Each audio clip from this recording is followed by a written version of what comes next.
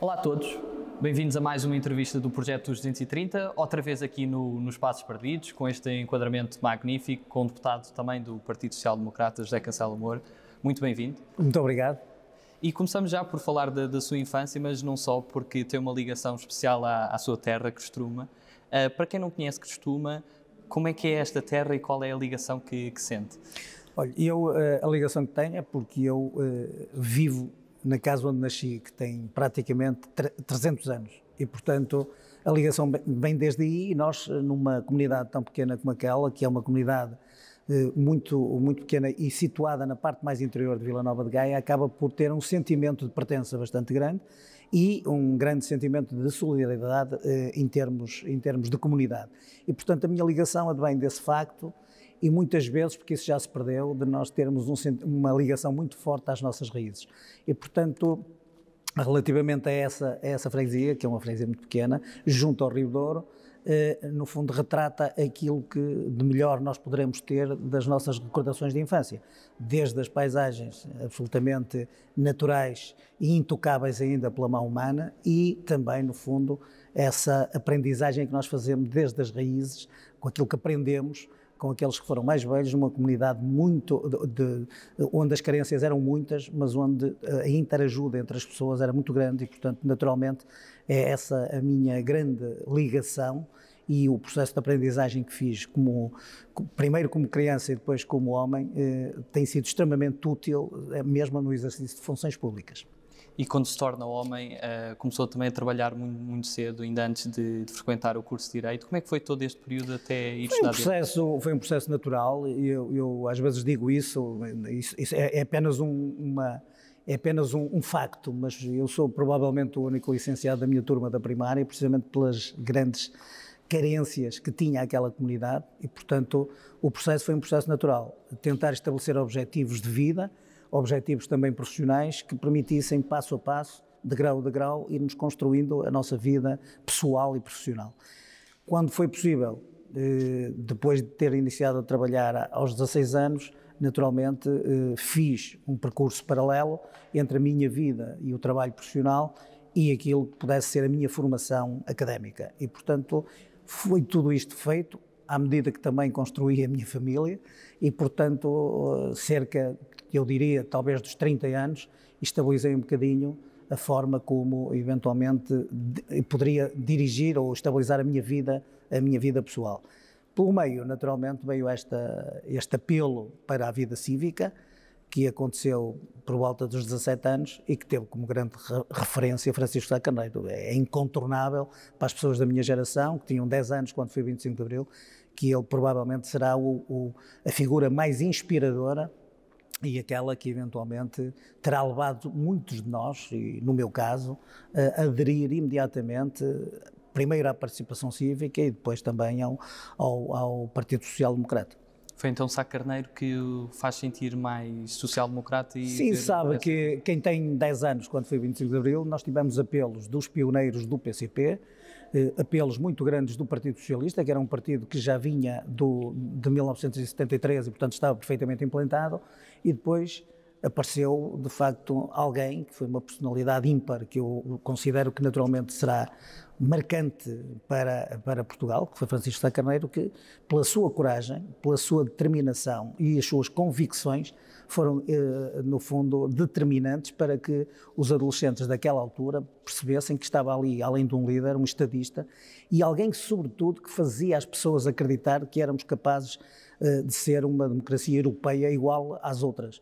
Por outro lado, o facto de ver, e em termos ideológicos eu confesso que isso também me agradou, o Partido Socialista estava na Internacional Socialista, o CDS estava com os democratas cristãos, havia o Partido Comunista com a Internacional Comunista, todos tinham ligações internacionais ideológicas muito fortes, e o PSD julgo que criou, é quase um partido impossível, porque cresceu exatamente à margem de toda esta ordem internacional ideológica e consegue identificar-se com aquilo que é a sociedade portuguesa, e portanto, do ponto de vista pessoal, isso também agradou, porque era uma espécie de mini sociedade portuguesa, onde convivem os sindicalistas e aqueles que eram pequenos e médios empresários, e portanto, desta diversidade é que eu julgo que o PSD acabou por fazer um apelo a jovens como eu, que na altura teriam que decidir qual seria o partido onde deveriam militar. E, portanto, há 40 anos é essa a minha vocação, é essa a minha convicção e de provavelmente utilizar o PSD para ser um instrumento de serviço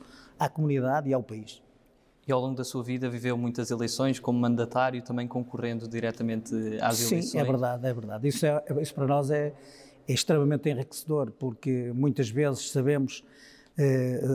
temos que saber gerir o peso de uma derrota, que sabemos muitas vezes até que irá acontecer, e conviver depois com a euforia de muitas vitórias, que muitas vezes só são o início daquilo que ainda é mais difícil. Ganhar eleições é o mais fácil, depois é preciso concretizar os compromissos eleitorais que nós temos, a forma como nós nos devemos comportar com aqueles que nos elegeram e, portanto, também exercer a nossa própria legitimidade relativamente a quem respondemos, que neste caso são os eleitores. E, portanto, tudo isto acaba por ser, para nós, pelo menos eu julgo que isto é transversal a todo o espectro político-partidário, acho que deve exatamente ser assim e, portanto, eu, por exemplo, neste momento como deputado, sinto-me extremamente grato porque 3 ou 4 daquelas questões que eu elegi como prioridade no meu círculo eleitoral me permitiram, neste momento, estar de consciência tranquila, de dever cumprido, de ter já concretizado 2 ou 3 delas. Eu vim para cá porque também quero que, efetivamente, aqui possa conviver-se com uma realidade uma realidade com a vida real, que muitas vezes aqui há um exercício, há quase uma bolha de pessoas que convivem com a criação da legislação, com um conjunto de regras, de formalidades, que naturalmente nada tem a ver com a vida real lá fora. Eu costumo dizer que eu estou como deputado, estou porque provavelmente é uma função efêmera, mas enquanto estiver gostaria de trazer para aqui a minha experiência de vida pessoal, as dificuldades que vivi e até as minhas origens, as minhas raízes, para que isso possa eventualmente ser uma mais-valia, muitas vezes na discussão de matérias, que em vez de serem só um conjunto de regras num papel, num diploma, possam ser um bocadinho mais que isso, que eu próprio possa aportar para aqui aquilo que pode ser a minha experiência, o impacto que eu sei que estas regras ou estes diplomas podem ter na vida real dos cidadãos. Nessas muitas eleições que viveu, quais é que foram as que marcou mais? Porque fora que... Olha, há uma que desde logo, uma ou duas, as eleições ainda muito novo, a vitória da Aliança Democrática em 79 foi a primeira aliança pré-eleitoral e, como disse, tinha 17 anos e julgo que foi efetivamente um dos momentos mais marcantes que eu tive, sobretudo pela adesão que o país teve a este projeto e pela vivência quase intensa, muitas vezes a roçar até o confronto físico entre as formações partidárias. Estávamos ainda no advento do 25 de Abril e julgo que foi um projeto que acabou por me marcar de uma forma muito positiva. Se quiser, existe que eu gostaria de retratar como uma forma muito negativa, foi mandatário da juventude da campanha de Freitas do Amaral em 1986 e confesso que foi das experiências mais dolorosas que tive e, portanto, a contrastar naturalmente com este projeto AD, porque em 1986 faltavam 0,5% para Freitas do Amaral na segunda volta poder ganhar e perdeu para Mário Soares, que tinha tido uma votação baixíssima, abaixo dos 20% e que naturalmente nos deixou naturalmente numa grande desilusão, sobretudo também pela idade que tinha, não era de 20 e poucos anos e isso marcou-nos, mas também são lições de vida que nós no fundo aprendemos para fazermos o nosso caminho, consolidarmos aquilo que são as nossas ideias, os nossos projetos de vida, também do ponto de vista político-partidário. Nesta eleição em que culmina com a sua eleição também para a Assembleia da República, como é que foi esse momento de ser eleito deputado? Foi um momento interessante, julgo que pela primeira vez eu exerço funções como deputado, foi um momento tranquilo porque o lugar que também estaria na lista quase asseguraria naturalmente a eleição, mas nem isso deixou de transmitir-me a responsabilidade, que é assim que eu vejo as coisas, já foi assim quando tive funções executivas como vereador na Câmara de Gaia, onde ainda exerço sem pelouros funções, julgo que nós devemos interiorizar para nós a responsabilidade de exercer funções públicas em determinadas circunstâncias e termos um compromisso com quem nos elege. E, portanto, o Distrito do Porto é, de facto, um dos maiores círculos eleitorais do país. Muitas vezes nem nos conhecem pessoalmente aqueles que estão eleitos por cada um dos partidos, mas nós devemos, eventualmente, fazer um esforço para nos identificarmos com uma relação de proximidade com as comunidades, com aqueles que nos elegeram, porque aquilo que às vezes aqui em Lisboa parece a 300 km de distância uma coisa absolutamente banal, sem qualquer importância, tem um relevo muito grande, diz muito àquilo que é o sentimento que as pessoas nutrem por alguém como nós que está eleito para resolver, para propor, para discutir problemas e encontrar soluções para o país. E, portanto, é importante nós, no fundo, termos esta consciência cívica para nos permitirmos, no fundo, cumprir com aquilo que nós, na tomada de posse, fazemos, cumprir com toda a lealdade um exercício de funções públicas que merece, ou que deverá merecer o respeito de todos. E além do gosto pela política, também tem um gosto muito grande pelo desporto, conciliando com o direito? É normal que nós, na nossa vida, quando temos uma participação cívica mais ativa, depois sejamos chamados a poder exercer funções de outra natureza. Quero lhe dizer que a solidariedade que, por exemplo, me permitiu aderir aos Rotários, ou o gosto que eu tinha pelo associativismo em função daquilo que é a minha própria comunidade, que me fez ser dirigente do futebol, ou do hóquei em campo, ou até da ginástica, não porque eventualmente eu seja um praticante fervoroso, mas até para pôr as minhas próprias qualidades ou as minhas qualificações ao serviço dessas modalidades e eventualmente, no fundo, contribuir de algum modo para a comunidade a que pertenço.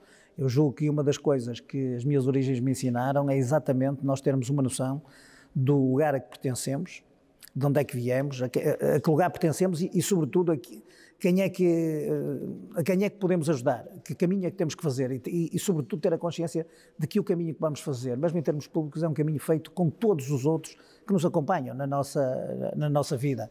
E o associativismo foi uma situação absolutamente natural.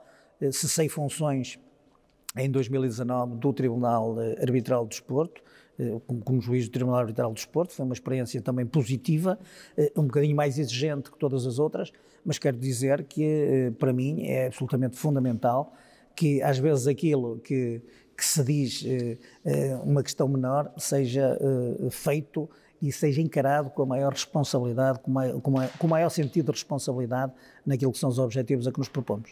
E com todas essas diferentes experiências académicas, profissionais, associativas e mesmo ligado ao setor social, como é que marcaram diferentemente também o seu papel que desempenha aqui diariamente na Assembleia? Isso marca desde logo porque nós temos uma sensibilidade completamente diferente quando analisamos qualquer uma das matérias, ou vemos isto numa perspectiva completamente diferente de qualquer outra pessoa que naturalmente não tivesse essa aprendizagem, eu diria, do ponto de vista do envolvimento na própria comunidade, no próprio relacionamento com as instituições, com o dirigismo que eventualmente até existe, que é transversal a cada uma dessas instituições. Olha, eu lembro-me que uma das últimas matérias que abordámos aqui e que ainda é recente e que vai ser publicada em Diário da República é o Estatuto de Utilidade Pública, que é uma coisa muito cara às IPSS, muito cara aos clubes desportivos e às federações e que naturalmente eu, em nome do partido, acompanhei em termos de discussão, formulei propostas de alteração e tudo com base numa experiência pessoal que naturalmente eu tive da aplicação prática desse estatuto na vida real das federações ou dos clubes ou das instituições que naturalmente algumas delas de forma benévola ainda desempenho. Por exemplo, a título de exemplo, eu sou o Presidente da Assembleia Geral da Sociedade Filarmónica de Costuma, que é uma instituição centenária este ano e que naturalmente eu preservo esse lugar como uma preservação das minhas próprias raízes e, portanto, faço muita questão de manter essa ligação mais estreita. E aqui em São Bento, qual é que foi o momento que o marcou mais? Eu diria que aqui no Parlamento o momento que eu interiorizei, tenho dois, mas o momento que eu mais interiorizei tem a ver com o sentimento de responsabilidade que me imponho a mim próprio, que foi a posse como deputado, confesso, E houve um momento menos bom, que no fundo acabou por me deixar perturbado, incomodado nesse dia, que foi a questão da votação da lei da eutanásia, que naturalmente eu pessoalmente acho que não estamos mandatados enquanto deputados para podermos discutir sozinhos uma matéria tão sensível para a sociedade portuguesa como esta. Admito que seria pertinente termos feito um referendo em momento anterior e eu, portanto, sendo um defensor, ou estando contra, naturalmente, a lei da eutanásia, quando o momento de votar contra, mesmo esse momento, acabou por deixar-me um bocadinho perturbado, até do ponto de vista emocional, em função, naturalmente, daquilo que são as minhas convicções. E a política também se faz, e aqui em São Bento não é exceção, de relações entre deputados de diferentes partidos. Quem é que de outras bancadas parlamentares também admira pela sua capacidade de trabalho? Eu julgo que nós aqui haverá essa reciprocidade de admiração entre nós, admito, uns relativamente aos outros, em função muitas vezes, até pela forma como cada um defende as suas convicções, pela forma como trabalha, pela lisura que muitas vezes tem no trato com as divergências que vamos convivendo no dia-a-dia, mas eu confesso que isso é um processo também de aprendizagem e é verdade que muitos de nós acabamos, ao longo do nosso mandato, por entrecruzar com outros deputados de outras bancadas e, naturalmente, eu não diria, em alguns casos até diria que pode haver alguma relação até de maior proximidade, de amizade, mas, sobretudo, um grande respeito mútuo e recíproco. Por exemplo, eu já tive a oportunidade de também estar integrado na comitiva oficial, numa visita oficial do Sr. Presidente da República, onde representei o PSD, e, naturalmente, compreenderá que numa circunstância daquelas, estando nós no estrangeiro, naturalmente estamos a representar todos o país, dilui-se um pouco as marcas e as fronteiras ideológicas e identificamos-nos todos um bocadinho com este sentimento de sermos representantes do Parlamento Português. Passamos agora à segunda parte da nossa entrevista, uma parte ainda mais dinâmica, e começamos com as nossas escolhas. E a primeira escolha que lhe proponho é entre humildade e ambição. Humildade. Cães ou gatos? Cães. Ginástica ou hóquei? Ginástica pela experiência pessoal. Autárquicas ou legislativas? Apesar de tudo, eu diria autárquicas. Governo sombra ou eixo do mal? O governo sombra. Noite ou dia? Dia. Nelson Mandela ou Gandhi? Nelson Mandela. Campo ou cidade? Campo. O que é o orgulho? Não sei, o orgulho pode ser uma coisa muito boa e muito má. O orgulho é algo que nós, e eu sinto muitas vezes, pelas minhas raízes, por aquilo que faço, por aquilo que ambiciono fazer, mas também pode ser muito mau, muitas vezes, porque acabamos por nos retrair de dar um passo, de deixar de provavelmente progredir em função de um orgulho próprio que pode eventualmente ser extremamente nefasto aos nossos próprios sentimentos. Broa da Vintes ou Francinha?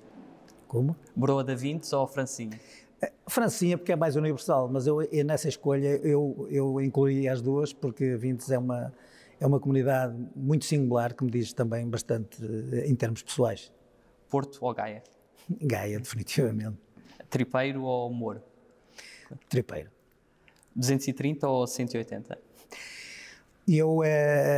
Eu neste caso escolheria 180, já fiz propostas nesse sentido e acho que seria muito pertinente que nós tivéssemos essa consciência de dar um sinal importante ao país. E se tivesse a oportunidade de convidar alguém para almoçar com quem nunca tenha tido essa experiência, figura nacional ou internacional, quem é que seria essa pessoa? É difícil pôr as coisas nesses termos, mas não sei, mesmo que fosse alguém, tem que ser alguém que neste momento esteja entre nós, é isso, não? Sim, poderá ser, mas também poderá ser. Não, eu gostaria muito, é uma pergunta difícil de responder, eu gostaria de responder da seguinte maneira. Eu não tive a oportunidade de conviver como desejaria com Francisco Sá Carneiro, mas definitivamente teria gostado muito de ter tido a possibilidade de partilhar com ele muitas coisas, muitas dúvidas, muito do caminho que às vezes fazemos, muitas daquilo que dizemos em função daquilo que ele representava para uma geração como a minha.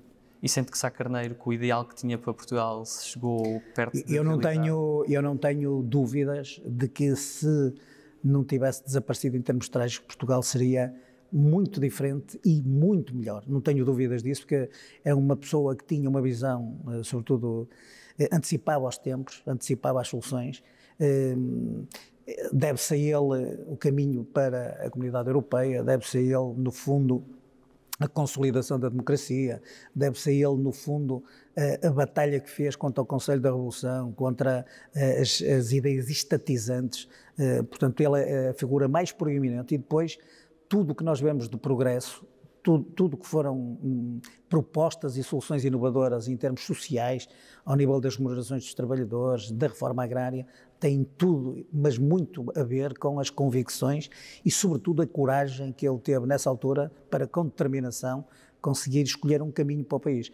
E tem sido difícil, apesar de ter havido líderes que, naturalmente, são dentro do partido, que foram muito importantes, sobretudo em termos de desenvolvimento, e Cavaco Silva esteve à frente de muita gente, ou o Passos Coelho, que na minha ótica foi um autêntico resistente e patriota num momento muito difícil. Eu não tenho dúvidas nenhumas que Sá Carneiro vai ficar incontornavelmente ligado àquilo que é a visão de alguém, de um estadista, que sabia muito bem o caminho que queria dar a Portugal. E qual é aquele país que nunca visitou e que gostaria mesmo de visitar? Talvez a China. China. E qual é a sua inspiração a nível literário? Tem assim algum autor Fernando preferido? Pessoa. Fernando Pessoa. Acho que representa a alma do país, a alma dos portugueses e, sobretudo, acho que acabou por ser uma pessoa extremamente incompreendida do ponto de vista pessoal, mas que acaba, no fundo, de ser um autor intemporal, onde nós muitas vezes buscamos muita da nossa inspiração. E em termos musicais? Eu sou uma pessoa, em termos musicais, eu diria que sou foi um bocadinho a influência daquilo que nós todos, na nossa geração, temos, que é ficar um bocadinho nos anos 60, porque achámos, eu até nasci nos anos 60, mas ficarmos um bocadinho ligados a isso pela nostalgia que os anos 60 e os anos 70 provocaram em nós todos. Mas não sou também extremamente hermético naquilo que possam ser os estilos de música que nós temos, mas naturalmente aquele apelo um bocadinho mais de subversão, aquela ponta mais revolucionária, tem a ver um bocadinho provavelmente na consciência coletiva que o país tinha e que naturalmente nós não conseguimos viver com a mesma intensidade, e eu acho que isso que acabou por nos ligar um bocadinho a esta imagem, a este estilo de música. A própria canção de protesto e mais tarde a canção de intervenção? Menos a canção de protesto e a canção de intervenção tiveram um momento. Há cantautores com grande qualidade, e uma das coisas que é importante desmistificar, porque isso não me causa nenhuma repulsa, pelo contrário, é estarem a situar isso do ponto de vista ideológico. Eu, sendo do PSD, não me repugna nada, e gosto imenso de muitas músicas, por exemplo, desde o Sérgio Godinho, o Jorge Palma, o Zeca Afonso, portanto, que eu, ao longo da minha vida, tenho utilizado inclusivamente ao nível das próprias campanhas eleitorais e até na preparação das nossas propostas eleitorais. Eu acho que não há o direito de que a esquerda esteja a aprisionar este tipo de estilo de música, ou até este tipo de intervenção pública que, no fundo, foi extremamente útil numa fase interessante do país. E qual é para si o acontecimento mais marcante da história de Portugal? Isso também é difícil. Estamos a falar do período democrático, acho que... Da totalidade da história. Nós, quando somos confrontados com perguntas dessas, corremos sempre o risco de ser injustos na nossa própria apreciação. Quando acabar a entrevista, provavelmente eu vou dizer, eu deveria ter dito isto. Espontaneamente, eu acho que diria que a adesão à Comunidade Europeia terá sido um momento muito importante, porque marcou definitivamente o caminho que Portugal até aí, às vezes, tinha dúvidas ou reservas sobre aquilo que deveria escolher. E, portanto, nós decidimos consolidar o nosso caminho e integração europeia, que me parece que, do ponto de vista pessoal, consolidou todo o percurso anterior, ao acabar com o Conselho da Revolução, ao criar uma linha entre o público e o privado, deixar de haver uma visão estatizante do país, portanto, e eu julgo que essa adesão foi o caminho definitivo. Eu diria que talvez depois da Revolução, em 25 de Abril, provavelmente foi um momento que eu acho que acabou por consolidar o nosso regime democrático, de algum modo. E passando agora a um conjunto de palavras soltas, e peço que me diga o que associa a estas palavras. O primeiro é um conjunto de palavras, povo livre. É isso mesmo. É nós termos a liberdade de pensar, de agir, de podermos eventualmente sermos nós mesmos, sem receios de poder emitir a nossa própria opinião. Aliança Portugal. A Aliança Portugal foi um projeto bastante interessante que acabou por, no fundo, demonstrar como é que é possível os partidos entenderem-se em nome de um interesse maior que é o país. Buronário. Isso foi buscar as nossas notas relacionadas com as confrarias. Portanto, Buronário e confraria. Mandatário. Mandatário muitas vezes é um lugar formal, porque no fundo está mandatado para, mas também é um operacional de muitas dos objetivos de uma candidatura, sobretudo essa candidatura representa objetivos para alguém e, portanto, estar mandatado para, nessas circunstâncias, é estar ao serviço de alguém, e isso também é importante. Independência. Independência é provavelmente um dos valores que eu preservei toda a minha vida. Não estar dependente, mesmo quando ter independência a pensar, a agir nas nossas convicções e, sobretudo, pertencer, por exemplo, estar no PSD também é um ato de absoluta independência. Há uma grande diversidade e preservar isso, apesar de tudo, apesar das tentações de sermos mais ou menos coerentes, apesar da relação de dependência que poderemos ter em função do exercício de um cargo, apesar de haver a tentação de pensar ou agir conforme um grupo inteiro ou uma molde de gente. Portanto, a independência é, de facto e definitivamente, um dos valores que devemos preservar. Rotary. O Rotary é dar de si antes de pensar em si. Bombeiros. Os bombeiros também, eu diria do mesmo modo, é um serviço ao próximo, um grande altruísmo que naturalmente eu preservo e sobretudo, tenho uma grande admiração pelas pessoas que conseguem ter esse tipo de disponibilidade para poderem servir o próximo. Gaia. Gaia é, eu diria, a minha causa e sobretudo para o PSD a nossa causa, porque é a terra onde nascemos, é a terra que nos diz algo e relativamente à qual faremos tudo para poder fazer melhor. Sociedade Filarmónica. A Sociedade Filarmónica reconduz-me naturalmente a costume, é uma instituição centenária, provavelmente é aquela que retrata melhor a cultura e as raízes da freguesia a que eu pertenço e ao lugar onde eu pertenço e que naturalmente eu gostaria de preservar e fazer conviver com a minha vida em termos públicos. Futuro. O futuro a Deus pertence. E se pudesse resumir Portugal numa palavra, que palavra é que escolher? Coragem. E para terminar, que mensagem é que gostaria de deixar aos portugueses? A mensagem que eu gostaria de deixar aos portugueses era uma mensagem muito simples.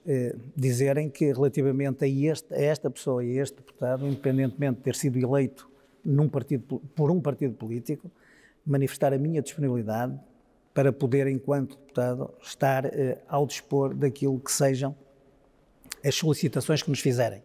E quando digo isto, digo sinceramente, porque isso pode ser para uma visita ao Palácio, uma visita guiada que eu terei disponibilidade para acompanhar as pessoas, mas com certeza, e muito mais importante que isso, para eventualmente sermos solicitados para interferir num processo legislativo, para ouvir as pessoas, para aportar a opinião da sociedade civil, para acrescentar uma mais-valia àquilo que nós fazemos e que, na minha modesta opinião, eu tentarei fazer da melhor forma possível. José Castelo de Moura, muito obrigado pela sua participação. Muito obrigado. E terminamos aqui mais uma entrevista. Estejam atentos às próximas entrevistas com os restantes 230 deputados da Assembleia da República. Muito obrigado a todos.